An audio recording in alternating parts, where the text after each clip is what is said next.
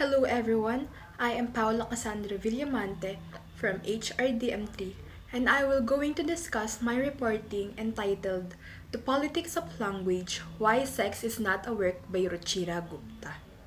This reporting mainly focuses on Ruchira Gupta, Apni-Up Women Worldwide, Prostitution in India, Economic and Political Structures, Violence and Exploitation, Feminist Perspective and the Abolitionist Approach, Human Rights and Legal Perspective, Four Stages of Prostitution in India.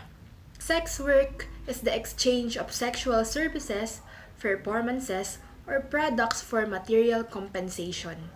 It includes activities of direct physical contact between buyers and sellers as well as indirect sexual stimulation.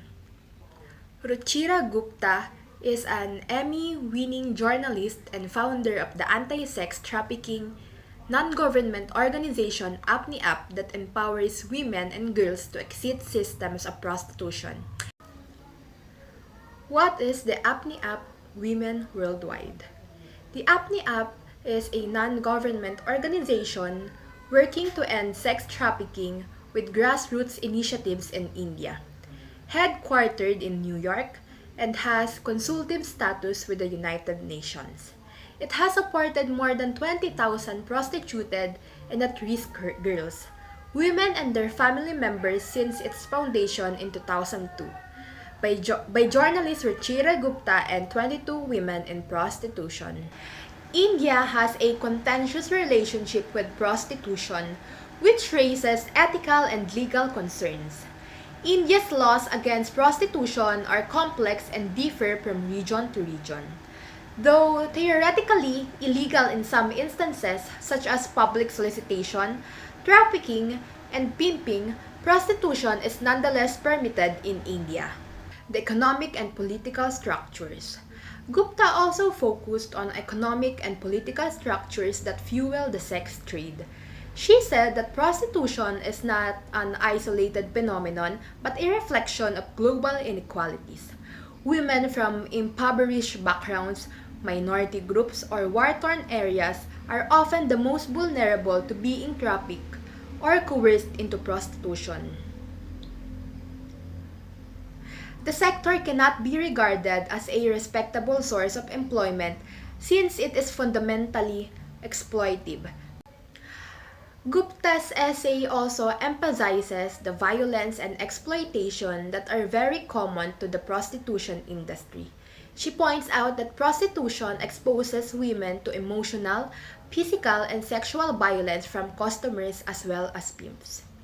The majority of women involved in prostitution do not experience the safety dignity that the term work implies. Men were buying very young girls, subjected older women to physical and verbal abuse like putting bottles inside their vagina and stubbing cigarette out on their breast. This terminology sanitizes the brutal reality of the field, making it more difficult to identify and confront the violence against women. The feminist perspective and the abolitionist approach. Gupta's argument is firmly based in the abolitionist feminist viewpoint, which rejects prostitution as a necessary or respectable career and instead works to abolish it and the institutions that enable it. Gupta, on the other hand, is an advocate of decriminalizing prostitution and concentrating on making traffickers, prostitutes, and buyers answerable for their part in the going exploitation of women. Let's talk about the human rights and legal perspectives. At this journal, it highlights the necessity of approaching prostitution from a human rights perspective.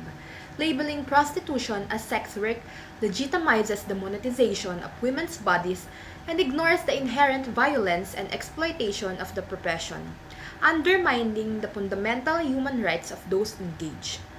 Gupta advocates for policies that protects the rights of women in prostitution, not by validating it, but providing them options to live.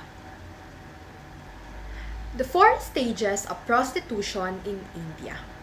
The first stage is called the chukri or debt bondage. The women gets deeper and deeper into debt. The second stage is called the Adiya. After 5 years in the brothel, you are told you can keep half of what you earn. But by that time, you had already a couple of babies, dependent on drugs and alcohol, and also you have diseases. The third stage is called Muntin or beggar. The woman thrown out on the streets and told to replace herself with her daughters. And lastly, the fourth stage is called the Randi. By this stage, the woman already belongs not to one man but all men. Disease-ridden, and she slowly dies on the sidewalk. In conclusion, this article delves deeply into the term for prostitution. Gupta's work serves as a powerful call to action for re-evaluating our societal attitudes toward sex works and advocating for a more just and right-focused approach that respects the dignity and agency of all individuals involved. In this journal, the term sex work misleads public into believing that prostitution is simply another form of labor. Prostitution is less about choice and more on survival.